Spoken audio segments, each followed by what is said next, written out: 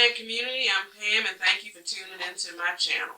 Today we're going to talk about plants. Which plant would you take if, God forbid, in the event of a fire? If you're part of the plant community, this question has probably been asked numerous of times. Which plants would you take in the event of a fire? Well, there are two plants that I would take personally in event of a fire, and I wanted to share them with you today. But before I share with you the two plants that I would take, I just want to provide you with a backdrop as to the reason why I would take these plants.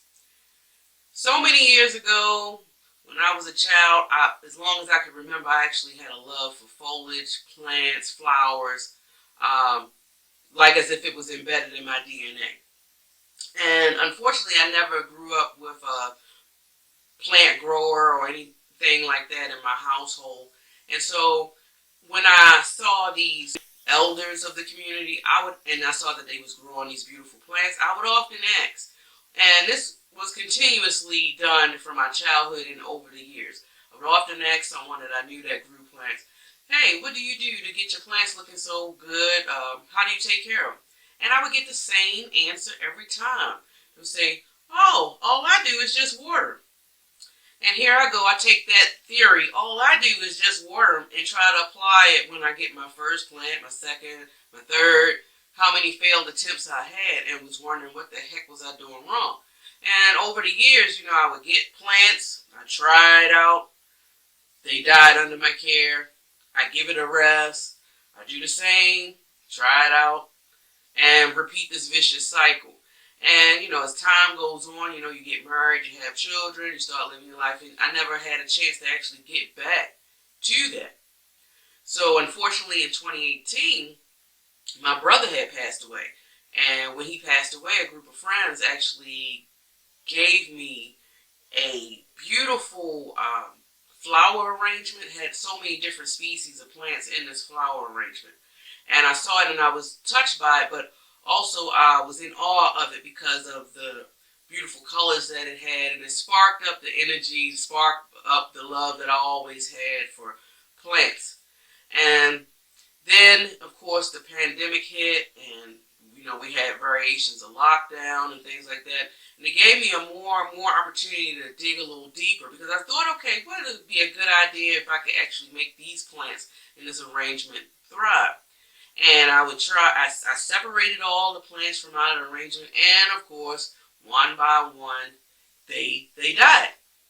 But like I said, the lockdown gave me the opportunity to actually take some extra readings. I've actually learned a couple of things, and I applied some different techniques and things, and it kind of like worked in my favor. Down to the last two plants, ironically, that was left in the flower arrangement. And those are the two plants that I would take, and I'm sharing with you today. I'm also going to dedicate this particular episode to my brother because we are in the month of December, and this is his birthday month. So James, this video is for you. So anyway, moving on to plant number one. Plant number one would be the prayer plant, the Maranta.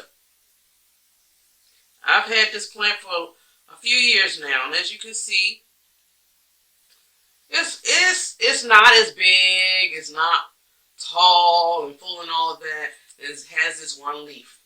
Well, it does this particular plant does this for me from time to time. This particular plant, it will lose leaves, then come back.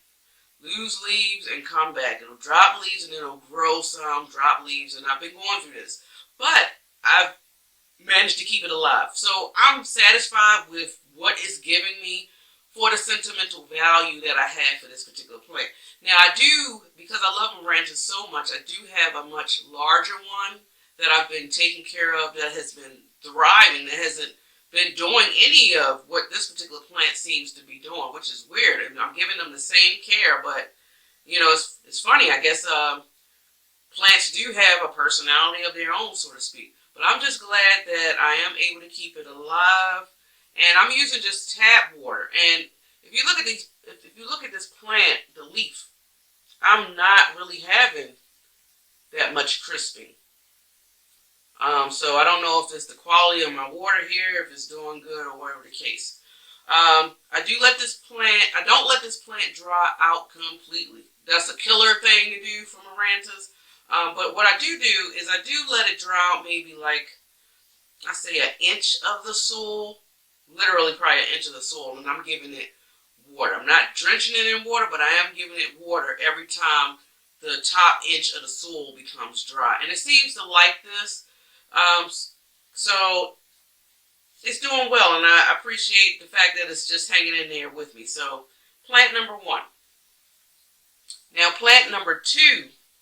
Plant number two is our most common, first easy care, I guess, plant that all people in the plant community should start off with, and that's the heartleaf philodendron. Um, as you can see, it's pretty long, pretty full. Look at all of that. And I'm really proud of this particular plant because when I had this plant in the flower arrangement, it literally was three like large leaves. Three large leaves that happened to grow a vine, and I was able to actually cut it and propagate it and re-put it back into the plant. And over the past 3 years now, 2018, wow, 3 years.